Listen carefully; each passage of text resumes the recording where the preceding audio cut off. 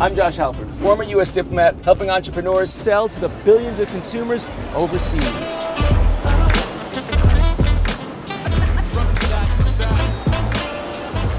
We're living in a time of unprecedented opportunity for small businesses that know how to optimize their e-commerce channels.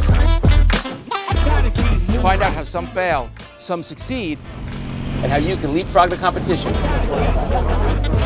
This is VanBassador. Hey everybody, welcome back. It's Josh Halpern, aka the VanBassador, your host and travel companion on this journey to global. I'm very excited about this one. I consider this a masterclass category. There are a handful of people in the world that are close to unstumpable when it comes to e-commerce strategy. Charlie Cole is one of them. Sure, in his current position as Chief Executive Officer of FDT Flowers, some may consider him a glorified florist. But prior to this, he was Chief E-commerce Officer of Samsonite. What does that mean? It means that he ran all things e-commerce, including their marketplace strategy, and he did so globally. Now, you may wonder, how does a Samsonite strategy help me, a small brand, make decisions as to the what and the where of my marketplace strategy? Well, we asked ourselves the same question. And Charlie said to me, please, I've got to be on the VanBassador. It's the coolest channel ever. So I said, all right, give me 3 good reasons why we should let you on the VanBassador. So he says to me, brands of any size need to know how to sell on a marketplace and what marketplaces actually do. They want to know what has changed in the value equation for the worse and what has changed for the value equation for the better in this current paradigm. So I said to Charlie, put down the flowers and let's talk about the companies without a Samsonite suitcase full of cash that need to navigate how to sell on these marketplaces. If you wonder whether you'd have more power negotiating the marketplace dynamic if you had a more well-known brand, or whether the terms would be more favorable, or whether you protect your brand against counterfeits even in a marketplace with private labels, here's the biz, straight from the horse chestnut flower's mouth. Let's check it out. Talk a little bit about your background. What have you done both professionally, and where does your birth of, I know, global kind of curiosity start from? So for me, I got into e-commerce by way of digital marketing. So had a digital marketing agency which was acquired, and that led to me being recruited to go and run e-commerce for Lucky Brand jeans. Lucky Brand was very domestic, so it didn't start there. And then eventually I ended up as the global chief e-commerce officer for Samsonite. And Samsonite is one of the truly global brands, right? And what I mean by that is we're talking, 30, 25 between US, Asia, Europe, and then the rest flowing into Latin America. Not a lot of brands can say that. And the other thing I think is not intuitive, Josh, that's relevant for your group here, is that Samsonite is more than the brand Samsonite. Samsonite owns Samsonite, Tumi, American Tourister, Hartman, Gregory. And because of that, international meant different things for different brands, right? So Tumi was fairly nascent in their international journey versus the Samsonite brand was entirely worldwide before I even got there. And so I drank from the fire hose on international running that business. We grew the e-commerce business exponentially while I was there. And sort of the nuance of direct consumer wholesale marketplace was this constant ebb and flow that we had to understand. And now I left Samsonite early this year, landed as the CEO of FTD. FTD is predominantly domestic, but we're actually starting to scratch our international itch a little bit as well. And one of the things that you talk about is the product to market fit versus product to marketplace fit. Could you talk a little bit further about that? Yeah, it sounds like a buzzword. It sounds like something that you'd read on a bumper sticker, but I think it's an important nuance. And so if you're selling something and you're selling something that is, I would say, anything other than commodity, meaning you're going to charge any semblance of a premium for that product, there's a difference between the inference on whether it will resonate within the market itself, and there's a difference between whether it will resonate on the marketplace. And so I start to think about this in the lens of there's certain large countries that are affluent enough to just, let's use a $100 backpack. They're affluent enough that people in that country are buying $100 backpacks. It's honestly not that big of a hurdle. That's happening in Japan, in China, in the metropolitan areas of Latin America, certainly in Canada, certainly across Europe. So the concept of looking at a $100 backpack and saying, yeah, people buy this, that's product to market fit. You think there is a chance that you can have resonance in that market based on the item you're selling and the price it sells for. And there's more to it. In the item, there's the attributes such as what's the material, what's the color, what's the size. All of that's important. I think we're all smart enough to have a decent evaluation on, will this product sell in blank? That's product to market fit. That doesn't mean it will be a fit on the dominant marketplace player in that country. And so when I think about this, if you think about basically every country outside of Asia and Southeast Asia, and to some extent Africa and India, Amazon's a major player, a massive, massive player. But Amazon is largely similar in the audience they're trying to reach. They're very close to mass, right? So they're very similar in audience strategy to that of like a Walmart. And so if you're selling a $100 backpack, I would urge everybody on this to go to their browser, go to Amazon, make sure your windows and search histories are clean, and just type in backpack in your local language. You're going to know right away whether you can sell a $100 backpack on Amazon. I would bet you out of the first, call it 6, 9, 12 natural listings, there's not going to be a lot of $100 backpacks. Here in the US, probably the first backpack is going to cost somewhere between $19.99 and $29.99. I didn't do this before the show. I might be way off base, but it just means that Amazon is trying to offer something to everyone. And when you get into those premium price points or even like just contemporary price points, marketplaces might not be a fit for you. Or put another way, you're not going to have the biggest marketplace. You're not going to have Amazon. You're not going to have Alibaba. You're not going to have Mercado Libre. Your strategy is going to have to be linked to multiple niche marketplaces. So here in the US, Zappos, Net-a-Porter, also relevant in Europe. You could go across Japan. You could go to Rakuten. In China, there is more premium marketplaces as well. So I think it's just, you have to make sure you don't conflate this product resonates with a demographic and a geographic versus this product will work on a marketplace. And if you really want to think about that, what it really means, you need to understand whether or not you can get organic placement on a marketplace, just looking at how the rest of the dynamics are working. Just look at the macro. Whatever you're selling, go type in the most generic word you can in the local language on that marketplace with no search history and no cookies. You'll know whether you have a chance. I want to stop there for a quick second. We just heard a great hack. I'm sorry for all the consultants out there making a lot of money on market entry research, but go to the marketplace in the target market on an incognito window, search in the local language for the product that's similar to what you have, and take us a couple of screenshots and then download it and build a report around what is out there already in the market. It's not rocket science, but you'd be surprised how many people actually don't do that. You talk about if you're not going to be ranking above the fold, let's say in a marketplace, the dominant marketplace in the region, you're going to have a marketing strategy and you're going to have to build your own demand. Could you talk about building that demand within a marketplace? Let's say it's niche or not, and outside of the marketplace, and how those two intersect? Yeah, and there's a lot of options in most marketplaces, and they're different, but they have a lot of similarities, right? And so there's usually some sort of paid advertising tied to a keyword, right? And that's very simple. Let's go back to our backpack analogy. You can go and bid on the keyword backpack and just see what happens, right? You usually get a placement above the organic ranking, so you got a fighting shot. And virtually all of these marketplaces run on a similar quality algorithm. What's going to show up there is what makes them the most money. What makes them the most money in advertising, what makes them the most money in product margin, whatever it may be. So if it works for you, you have a bit of a flywheel. There has been companies around the world that have been built on the heels of this practice. And there's no guarantees in life, but if you're good in it, you have a good fit that starts to sell, you will do just fine.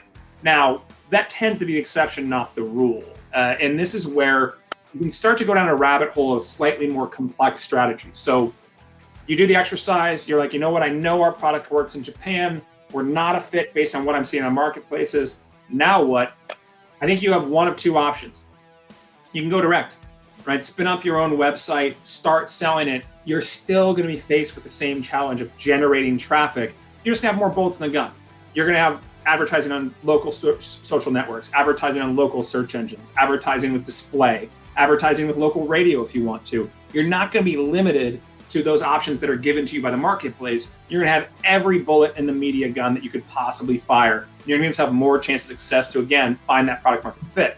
Now, if you wanted to get really aggressive, say that you're like, no, I want to capitalize on the natural traffic on this marketplace, because that's why you go to a marketplace in the first place, by the way. is the audience, right? You're going there for the audience.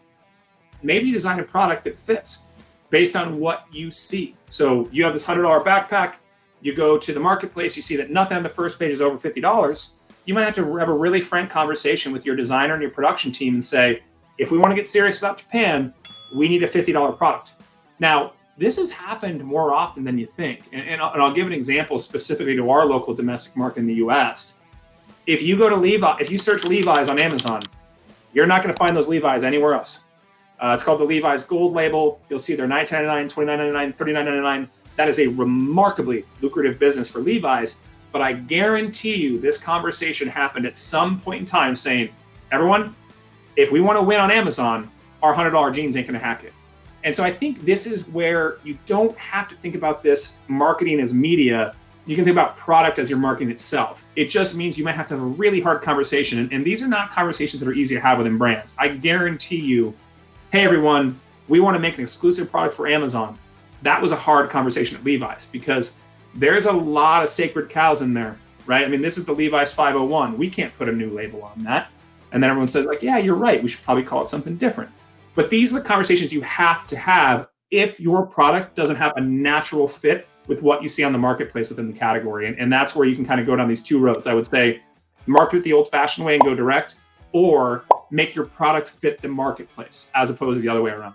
For a lot of the brands that obviously aren't in a position to be creating new product, you talked a little bit about product segmentation and also talk a little bit about that concern about cannibalizing your US market from the same standpoint you're talking about with marketplace, off marketplace, on marketplace, in the US or in your domestic market, in your overseas market. Can you talk a little bit about that, flesh that out a little? Yeah, so I think that anytime you make a decision to bring your product somewhere other than your domestic market, you're calling attention to it. And what the internet has done is it's sort of democratized information. So let's just stick with my old company. Let's just talk about Tumi. In 5 minutes, I can figure out what the Tumi Alpha 3 suitcase is selling for in the United States, in Canada, in Japan, in France, in China. It's not hard, right? It's just not hard. I mean, some companies have local websites. You type in tumi.cn, tumi.co.jp, tumi.co.uk, whatever it may be, and you just go see what it costs. And so as you go and touch a marketplace in a new country, people are going to find your brand. And savvy international customers know that there is wildly different prices of the same product around the world. We used to see this in the United States with manufacturers, right? Where you would go to Best Buy and the TV would be Sony 36 XBR 001. And you go to Circuit City and it'd be Sony XBR US 002. They look exactly the same and they have different prices because Sony was basically doing slight tweaks of their SKUs in order to allow for different prices in different places. You see this still happen today at Costco, by the way. And so for international, if you go on a marketplace, people start to get familiar with your product, you are going to start to introduce a risk of parallel shipping. Freight forwarding has become a business around the world that allows the consumer to basically do the math, saying like, you know what, I don't need this product urgently. I can buy it from this website in the United States, which will then ship it to me, and I'll save money, even net of duties and taxes. One of the most interesting analyses I did early on in my career at Samsonite was analyzing their United States website. Double-digit percentage of their orders were coming from overseas, and no one could figure out why. The short answer was they were going to freight forwarders. And so I think that you need to make sure you're thinking all of this because ultimately, Josh, what we're talking about here is brand risk. Like, do you want to go on a marketplace, start to succeed? Okay, great. How are you going to protect that brand if the pricing is wildly different? And this is where product segmentation is the dream scenario. Just sell something that doesn't put you at risk. Don't sell the golden goose if you don't have to. If you have one product that makes up 50, 60, 70% of your revenue, if that goes extremely viral in a new country at a new price, you run the risk of risking your global brand. That sounds a little bit dramatic, and it probably is, but it'll just be death by 1,000 cuts over time because the next thing you know, you're selling $1,000 product, and yet they're ending up on the floor of Costco in Seoul, Korea. And those things happen. And so you just have to be aware of all of those variables as you consider in your international strategy. I was going to ask you if you could talk about that Korean Costco example. Yeah. So what ends up happening is go back to we launch a product. It costs 3x in Seoul. We have stores, we have a website, it's going well. Next thing you know, our local manager walked into to Costco in Korea, and sure enough, there was a pallet of these products. They were legitimate. They were our brand that were being sold cheaper than the website in Seoul. Reason being, a savvy freight forwarder found them in the United States, bought a mess of them, shipped them to Korea, resold them to Costco. I mean, look, these are cottage industries. Like these are very, very internet savvy folks that also have their hooks into their local market to resell their goods. So they're making 5, 10, 15%, but it's a predictable revenue stream for them, right? They're ostensibly becoming a wholesaler by way of freight forwarding. So this stuff happens. And I think the larger the brand you are, the bigger the possibility of this becoming a reality. So, Charlie, this is the thing that I keep running into now lately, especially in the new market dynamics. You get traditional brands, they've been selling to distributors, brick and mortar, the wholesale orders are drying up, and they're saying, should I take that D2C strategy? Am I confident enough that I can implement that? And I'm comparing it with my distributor in country says, hey, you know what? I can still do your online. Just let me take it and I'll start selling it on Amazon. I'll optimize locally. I'll start selling on the different marketplaces.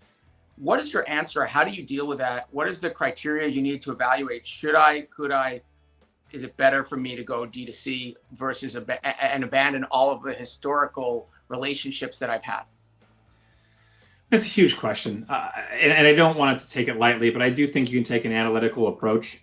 The key to any D2C business is having cheap audiences that you can market to. And I don't mean cheap as it pertains to the audience. I mean, as it takes to acquire them. So what does that mean? It means branded search, right? You already have a bunch of people in the market typing in FTD, right? So there's a lot of people that are already doing that. That gives you a hell of an on-ramp to selling a bunch of stuff. An email list, right? So one of the most interesting negotiations you're going to have with the distributor today is being like, hey, I want to buy back my distributor and I also want to buy the customer file. That's a big deal because whether it's email, SMS, WhatsApp, whatever the way people really communicate with brands is in a local market, because it is wildly variable depending on where you are in the world, that list is gold, right? Because you've acquired them already. They're people that were already interested in your brand at the worst, already bought from you at the best. That gives you a market that you know you're going to be able to get value out of that thing. So I think the first thing you have to evaluate, Josh, is this idea of what is my captive audience, people that already know who I am. Because then you're going to be able to say, if I convert 2, 5, 10% of those people, that's worth this much to me. That gives you a really analytical approach to it. And then the other thing is that logistics are wildly different depending on where you are in the world, right? So in the EU, if you hold out the UK and Ireland, you can usually service the whole continent via one distribution center somewhere in Belgium or Germany. Like the popular areas are in like the Liège in Belgium. That one distributor, that one DC, you can partner with 3PL, start to cover the whole country. That lowers your overhead substantially. Now, that gets tough in Brazil. Now, the thing Brazil has going for them is there's pretty much 2 major geographic hubs in Rio de Janeiro and Sao Paulo, but there's also a very affluent audience in Brasilia that you want to be able to touch. You're probably going to need 3 distribution centers to service that country properly from a D2C mentality. Maybe that's causing you to slow down. Compare that to Chile. Chile is pretty much Santiago, right? Like if you can sell in Santiago, you can make a good business in Chile. So I think you have to combine this idea, Josh, of how many people are already out there looking for me and how difficult is it for me to service this from a distribution center. Generally, the distribution piece is based predominantly on what does the network look like and how many hubs do I look like. Ironically, one of the really challenging ones that you wouldn't think is the case because it's a very kind of modernized, very affluent country is Canada.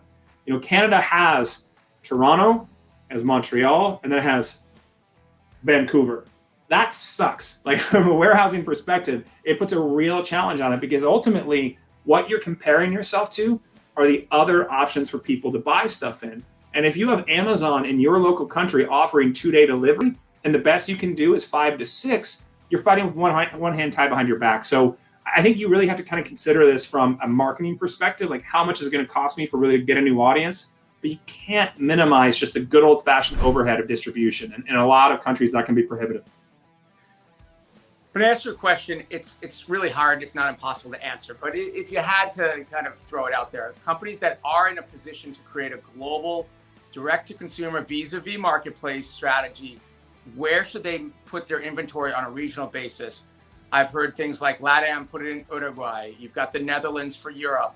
You made up Hong Kong for Asia. But is there a top 5 list and kind of? Yeah, I would go back to Belgium, Germany, Netherlands for Europe for sure. If you only have one option in the United States, the go-to answer is always Ohio. There's a major distribution network that's basically an homage to GSI Commerce 10 years ago. There's a lot more DC options here in the U.S. now, but starting in Ohio basically means you're going to have 2-day, 3-day everywhere. It's a nice place to start. LATAM, I kind of think there's no good answer.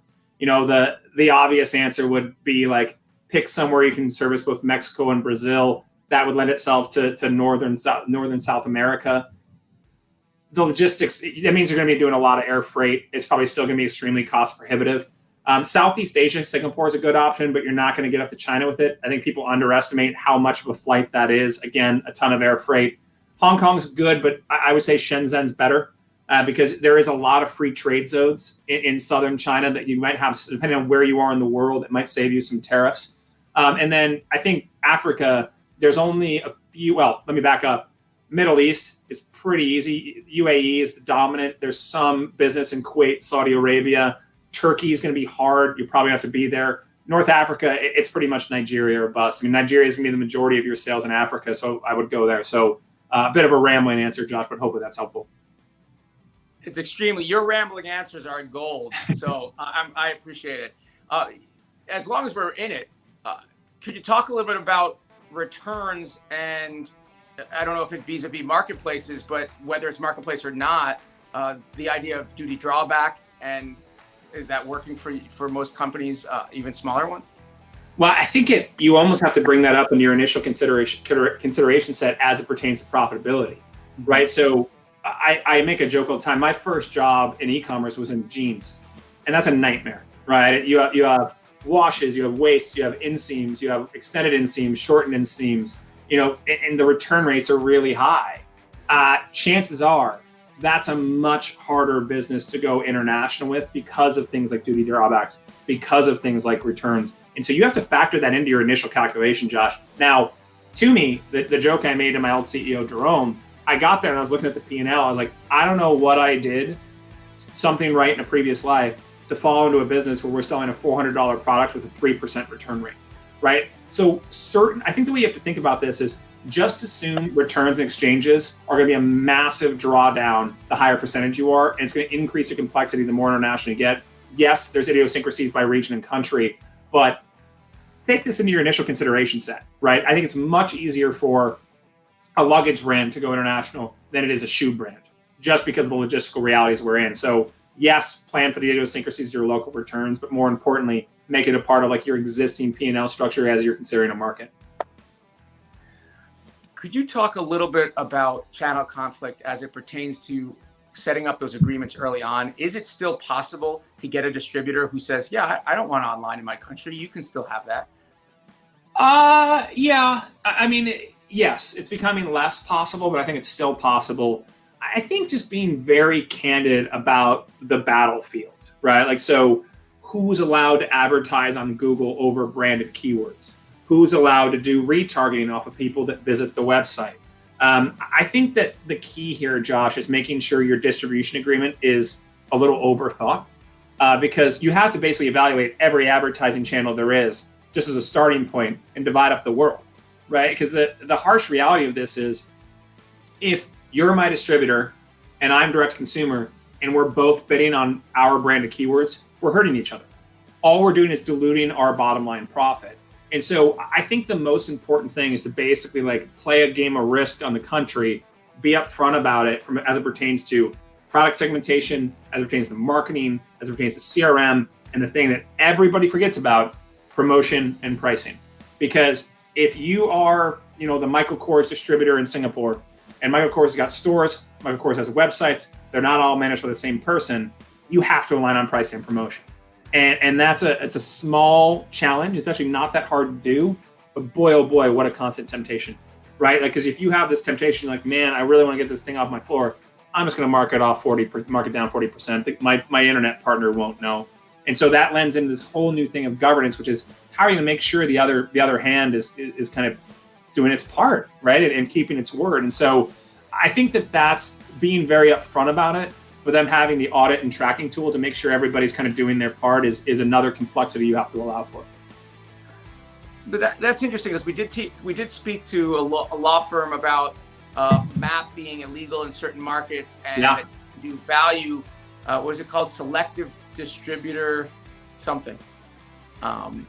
You're allowed to basically do it. So I can't tell you, Europe, for example, I can't tell you what you have to price it for, but I can certainly decide how many of the items I'm going to sell you. Or like I can do, there's a lot of various things that you can do that are within the law, but Europe in particular, my official advice would be don't mess around, right? If you're going to sell your product to a marketplace or a wholesale partner, they're going to be able to mess with the pricing. There's not a whole lot of things you're going to do. Selective distribution, sure, they can get certain products, they can't get certain others, but it's a fine line, man. That's a scary battle to fight, because the last thing you want is the law banging down your door. So you've talked a little bit about niche marketplaces versus the biggest fish in the sea. Could you needle into that a little bit more, and maybe even some examples? Yeah, and so I'll do my local market because it's the one I understand the most. I mean, there are niche marketplaces here in the US that might be the place that you get the most tonnage. I mean, if you're a brand in Canada and you're selling, let's just say, like beautiful, like handcrafted leather bracelets, like beautiful, you might do more volume on Etsy than you will on Amazon, right? So I think this is the place that people go back to that thing I said before about a product marketplace fish, Josh. Like, Amazon's not always going to be the best one for your brand, and that's okay. Much like how all of us as shoppers, every single person watching this and listening to this, we all shop different ways, right? So if I type in the word bracelet into Google, I'm going to resonate with a lot of things after that search that you won't, and vice versa. I might have meant I want a $1,200 platinum bracelet for my wife. You might have meant I want an $8 bracelet made of string. It doesn't matter. It's still a bracelet. And so that same sort of mindset has to be applied to your marketplace strategy. So think about the search term bracelet in the United States. Etsy, Amazon, Shopbop, Net-a-Porter. You can go all the way up and down the paradigm, all the way up to Blue Nile. You might want a diamond bracelet. And so I think that you have to really think about, more so than tonnage, as in how many people are already on the marketplace, how many people are already on the marketplace that might want your stuff. And the fact of the matter is, handcrafted artisan, Etsy's probably a better bet for you than Amazon. And I could be wrong. Like, I don't mean to paint with too wide of a brush, but you get the idea, is that the reality is, because of the internet, there's ultra niche marketplaces everywhere you look. Like, there's a niche marketplace specifically for, Midwestern made cowboy boots. There is a marketplace specifically for, handcrafted Washington made purses. There are marketplaces all over the place. The reality is, you just have to look at it two different ways. You want to think about this from a pure numerical standpoint: traffic, conversion rate. Just because Amazon has 200 million people on the website doesn't mean they have 200 million people thinking that are interested in your product. Put another way, your conversion rate might be 0.00001 versus Etsy might have 2 million people and your conversion rate is 6%. You can kind of do the math and figure out where you're going to drive more orders. I want to deep dive a little bit on Amazon, as we brought it up. Amazon to be on or to not be on, you've just described some of the reasons. We were just on a call with one of my brands with Amazon around a discovery of something called Amazon Global. They discovered that Amazon was fulfilling orders for them in Australia for products that they didn't list there, nor do they necessarily want to sell there, and nor is it the best foot forward. What are you seeing, and how do we deal with this? I remember early on in the days of Google advertising, a friend of mine named Ian Lurie wrote a blog called Google, the cute tiger cub that will grow up and eat you. And what he was trying to convey is, yes, Google is this great thing that is self-service that you can use to drive your business. But don't forget, at any moment, they could kill you. And I think that that's kind of how you have to think about Amazon. And so If at any point you believe Amazon won't change the rules on you, just go look at the history, right? So this idea of, I'm sorry, we can now send your product wherever you want. Well, why? Well, we changed the terms and conditions. I didn't sign those. They're implied. They're what you have to be a part of to be on this platform. Amazon changes the rules a lot. And so go back to all the things I just said before, Josh, like maybe it's not about selling certain things by Amazon by country. Maybe you just have to have a different product segmentation for Amazon and call it good. There was an industry that was really starting to get a lot of momentum, which was basically third-party resellers that would buy your product from you and then function via FBA and basically function as like this intermediate distributor specifically to manage the Amazon business. Amazon just changed the rules and said, if we decide that your product can't be on FBA, then you'll have to sell to us. There's nothing you can do about it. And so just don't be naive, right? Do the research. Go just type in like how many times has Amazon changed the rules, Amazon reseller rule changes, whatever it may be. I can promise you Amazon Global is not going to be where it ends.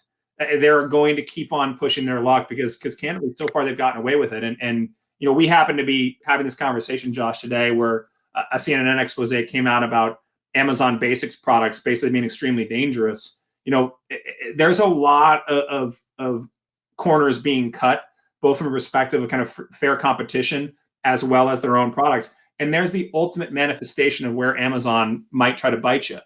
Are you going to sell something on Amazon that they could kill you with an Amazon Basics products? So it's not just global. It's not just reseller policies. They themselves might make a product to directly compete with you. And the only thing you have to do as a brand, don't put your head in the sand. Just be prepared, have a strategy, but just don't be naive. I remember an example you talked about with Tumi where you would have your store, your A+ store, I guess, your branded store. And then above that, you'd have Amazon advertising or others advertising, but increasingly Amazon for similar type of products. Yeah. I mean, it's just, you know, we can sit here and talk about Amazon's benefit, which Amazon's benefit is it's remarkably trusted and there's a ton of people on it, right? It's great. It's a great place to sell stuff. But once, you know, they decide this is a category they can win themselves, they go from friend to foe really darn fast. And Amazon Global is just an example of that. For some people, Amazon Global might be great. For other brands, generally larger brands, it's probably a nightmare for their brand. As you said, companies need to understand where it's going. And also when you're talking global, if you're thinking you're not global already, take a look at what's actually happening. Yep. And the reporting's all there. Like you can figure this stuff out. Again, the only mistake you can have is just assume altruism. If you assume altruism, you're bound to get burned. Charlie, anything else you want to talk to a small and medium brand as they're just starting out? Are there things that they should be aware of so that they don't have to unravel issues later down the road? No, I think we talked about a lot of them, but I love the way you framed that question, Josh, which is think about this stuff now, right? It's really hard to put the genie back in the bottle. If you go to a marketplace and you don't have a map price where it's legal, that's a hard thing to undo. You don't have an advertising policy. That's a hard thing to undo. You don't have product segmentation. They start parallel shipping. That's a hard thing to undo. So all the things we've talked about for the last half hour or so, get ahead of them, don't chase them. And the smaller you are, the easier it is to do it right up front. And so that would be my official advice is like, listen to this whole thing, check off each thing we talk about before you do it, plan for it, and you'll be much better off just because it's extremely hard to do this. Once the genie's out of the bottle, you're in really big trouble. Charlie Cole, everyone. I am so grateful for your time, your input, and we will see you out there. Every time I order flowers, I will think of you. Bless you. And I'll let you know when we go full on international and we can do this again. Awesome. All right. Thanks again, Charlie. Talk to you soon. Thanks, bud. I love this man, and not just because he sends me flowers. As you saw, his brain is always churning. He's 6 steps ahead of the game.